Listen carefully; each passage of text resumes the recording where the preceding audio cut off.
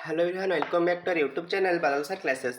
सो आज स्टार्ट कर कौन दशम श्रेणी अवकाशकालीन गृह कार्य जो हॉलीडे होमवर्क तुम दि जाइए तार इतिहासर समस्त आंसर की डिस्कसन करवा। पूर्व चैनल जो मैंने भी नुआ अच्छा प्लीज चैनल को सब्सक्राइब कर रखुँ और पाखे बेल आइकन देवे ऑल नोटिफिकेशन ने प्रेस कर दिंतु। ताद्वारा कौन हम ना जितेबाला मुझे भिडियो अपलोड करी तुम निकट में सर्वप्रथमे नोटिफिकेशन टी पहुँच आउ सब सब्जेक्टर प्रश्नपत्र ऑलरेडी अपलोड हो सारी जो न देखिछ प्लेलिस्ट वीडियो जाए देखिपर। तो देख हिस्ट्री देखिए इतिहास एक नंबर क्वेश्चन कौन चंपारण आंदोलन में महात्मा गांधी भूमिका संपर्क में आलोचना कर। चंपारण आंदोलन में महात्मा गांधी भूमिका संपर्क में आलोचना कर। देख लिखे कौन ना भारत में गांधीजी द्वारा संगठित प्रथम आंदोलन थिला हूँ चंपारण आंदोलन। बिहार चंपारण जिले में चाषी मानू जमीर 20 भाग रु 3 भाग अंचल नील उत्पादन करने इंग्रेज वृक्षरोपणकारी द्वारा बाध्यक द्वारा निर्धारित दर में विक्रय करा पड़ूला। यह तीन काठिया व्यवस्था बोली कहुला। परवर्ती समय नीलर चाहिदा ह्रास पाइबारु चाषी मानू नील चाष बाध्यतामूलक न करने जमीर भड़ा वृद्धि करागला और अनेक बेआईन टिकस आदाय करागला। यह विरोध में प्रतिवाद करुवा चाषी माने विभिन्न प्रकार अत्याचार और शोषण शिकार हेले। राजकुमार शुक्ल नामक जड़े स्थानीय बासिंदा निमंत्रण क्रमे चाषी मानक समस्यार अनुधान पाई गांधीजी 1917 एप्रिल में चंपारण जिलार सदर महकुमा मोतिहार में पहुंचले। जिला अधिकारी गांधीजी और तांको सहित जाइथिबा राजेंद्र प्रसाद, मुजहरुल हक, महादेव देसाई, नरहरि पारिक और जेबी कृपालिनी तुरंत उक्त जिला छाड़ी चली जावाकू निर्देश देले। मात्र गांधीजी यही निर्देश को प्रतीक्षा करी से जेकोसी दंड भोग प्रस्तुत बोली घोषणा कले। अहिंसा उपाय अन्यायमूलक आईन को अमान्य करवा सेतेबेले भारत में एक नूतन प्रकार आंदोलन पद्य उभाला। शेष में सरकार गांधीजी को चंपारण चाषी मानक समस्या गुड़ी को अनुधान करने अनुमति देले एवं यही विषय में सरकार द्वारा गठित कमिटी गांधीजी को एक सदस्य भाव अंतर्भुक्त कले। गांधीजी निजे अनुसंधान करी चाषी मानू इंग्रेज मालिकों शोषण रक्षा करने निमंते आंदोलन करी सफल हेले। ओके सरला। नेक्स्ट क्वेश्चन जी 2 नंबर क्वेश्चन कौन खेड़ा आंदोलन में गांधीजी नेतृत्व मूल्यांकन कर। खेड़ा आंदोलन में लिखिब कि 1818 मसीह दुर्भिक्ष जो गुजरात स्थित खेड़ा जिले में शस्य उत्पादन बाधाप्राप्त है।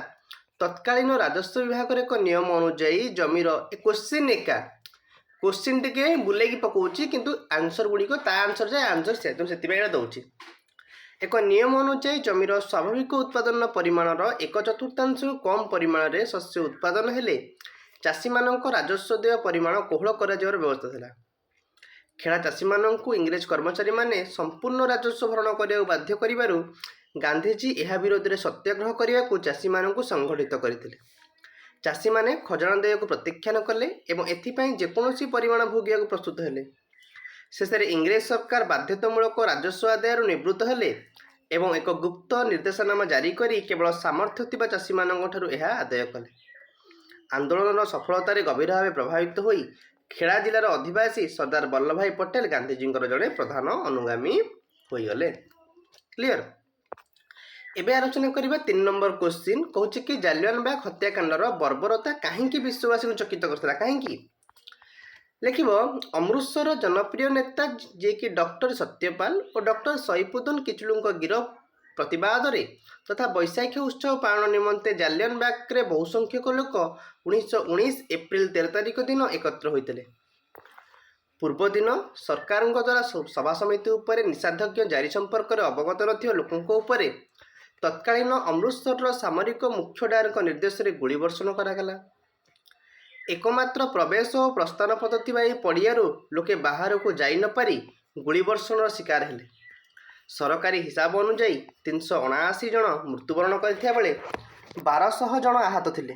मात्र गांधीजी निर्देश एक तदंत अनुजाई मृतकों संख्या 1200 और आहतों संख्या 3600 थिला।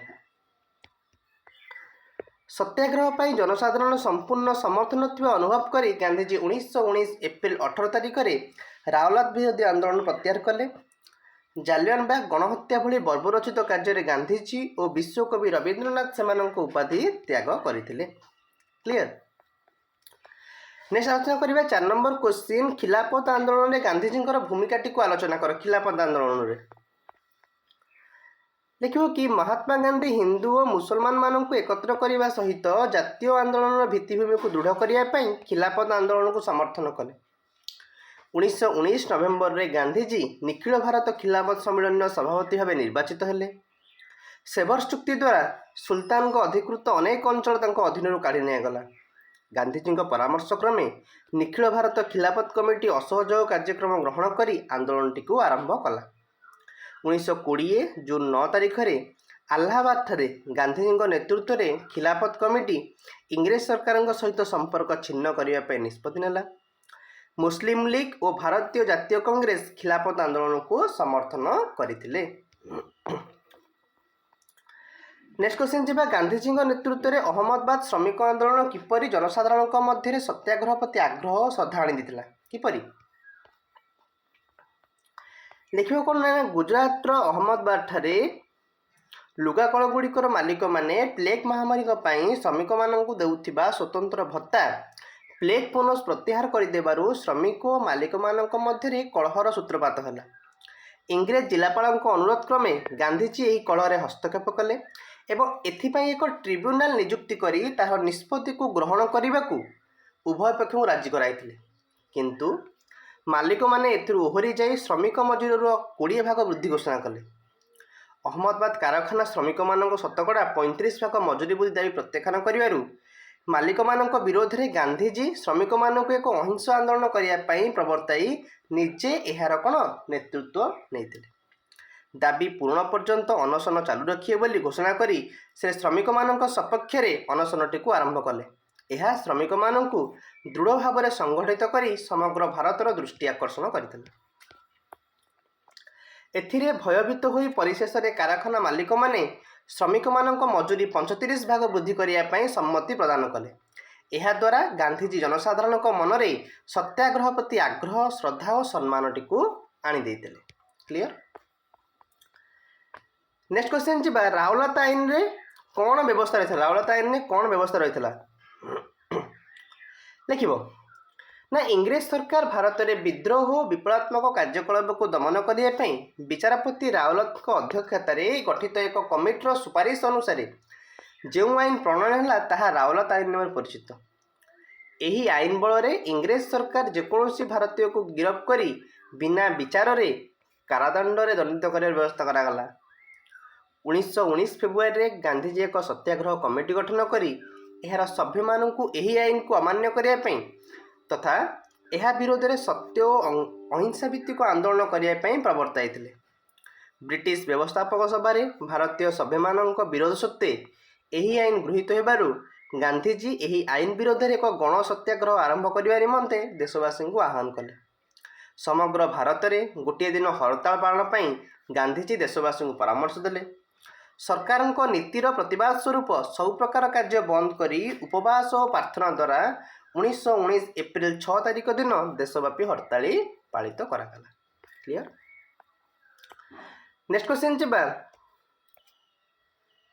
ଗାନ୍ଧୀଜୀ ଦକ୍ଷିଣ ଆଫ୍ରିକାର କେଉଁ ଆଇନକୁ କଳା ଆଇନ ବୋଲି ବର୍ଣ୍ଣନା କରିଥିଲେ? କେଉଁ ଆଇନକୁ? ଲେଖିବ ନା, 1906 ଖ୍ରୀଷ୍ଟାବ୍ଦରେ ଯେତେବେଳେ ଦକ୍ଷିଣ ଆଫ୍ରିକା ସରକାର ଏକ ଆଇନ ପ୍ରଣୟନ କରି ପ୍ରତ୍ୟେକ ଭାରତୀୟଙ୍କୁ ନିଜର ଆଙ୍ଗୁଳି ଛପା ଥିବା ପଞ୍ଜୀକୃତ ପ୍ରମାଣପତ୍ରକୁ ସବୁ ସମୟରେ ନିଜ ସହିତ ବହନ କରିବା ବାଧ୍ୟତାମୂଳକ କଲେ, ଗାନ୍ଧୀଜୀ ଉକ୍ତ ଆଇନ ବିରୋଧରେ ଆନ୍ଦୋଳନ କଲେ ଏବଂ ଏହି ଆନ୍ଦୋଳନରେ ପ୍ରଥମେ ସତ୍ୟାଗ୍ରହ ଅସ୍ତ୍ର ପ୍ରୟୋଗ କରିଥିଲେ। ଆଉ 1906 ସେପ୍ଟେମ୍ବର 11ରେ ଜୋହାନ୍ସବର୍ଗ ଏମ୍ପାୟାର ଥିଏଟରରେ ଅନୁଷ୍ଠିତ ଏକ ସାଧାରଣ ସଭାରେ ଉପସ୍ଥିତ ଥିବା ଭାରତୀୟମାନେ ଏହି କଳା ଆଇନକୁ ଅମାନ୍ୟ କରିବା ପାଇଁ ଦୃଢ଼ ସଂକଳ୍ପ ନେଲେ। ସେ ଯେଉଁ କଳା ଆଇନଟା, ବୁଝିପାରିଲ? ନେକ୍ସଟ କ୍ୱେଶ୍ଚନ୍ ଯିବା, କେଉଁ ଘଟଣା ଗୁଡ଼ିକ ଗାନ୍ଧୀଜୀଙ୍କୁ ଭାରତର ଜନସାଧାରଣ ନିକଟରେ ଅଧିକ ପରିଚିତ କରାଇଥିଲା? କେଉଁ ଘଟଣା ଗୁଡ଼ିକ? ଲେଖିବ ଚମ୍ପାରଣ, ଖେଡ଼ା ଓ ଅହମ୍ମଦାବାଦରେ ସଂଗଠିତ ଆଞ୍ଚଳିକ ଆନ୍ଦୋଳନ ଗୁଡ଼ିକର ସଫଳତା ଗାନ୍ଧୀଜୀଙ୍କ ନେତୃତ୍ୱ ପ୍ରତି ଜନସାଧାରଣଙ୍କ ମନରେ ଆସ୍ଥା ବୃଦ୍ଧି କଲା ଏବଂ ତାଙ୍କୁ ସମଗ୍ର ଭାରତର ଜନସାଧାରଣଙ୍କ ନିକଟରେ ଅଧିକ ପରିଚିତ କରାଇଥିଲା। କ୍ଲିୟର? ଏତିକି ଥିଲା ଆମର ପ୍ରଶ୍ନପତ୍ର, ଯେଉଁଟାକି ଆମର ଇତିହାସର ଆଉ ସବୁ ସବଜେକ୍ଟର ପ୍ରଶ୍ନପତ୍ର ପାଇବା ପାଇଁ ଏବେ ହିଁ ଚ୍ୟାନେଲକୁ ସବସ୍କ୍ରାଇବ୍ କରିକି ରଖନ୍ତୁ। ଆଶା କରୁଛି ଆପଣମାନଙ୍କୁ ଭିଡ଼ିଓଟି ଭଲ ଲାଗିଥିବ। ଯଦି ଆପଣମାନଙ୍କୁ ଏ ଭିଡ଼ିଓଟି ଭଲ ଲାଗିଛି ନିଶ୍ଚିତ ଭାବରେ ଭିଡ଼ିଓଟିକୁ ଲାଇକ୍ କର, ଚ୍ୟାନେଲକୁ ସବସ୍କ୍ରାଇବ୍ କର ଏବଂ ମୋଷ୍ଟଲି ସାଙ୍ଗମାନଙ୍କ ସହିତ ସେୟାର ମଧ୍ୟ କରିନିଅ। Thank you so much.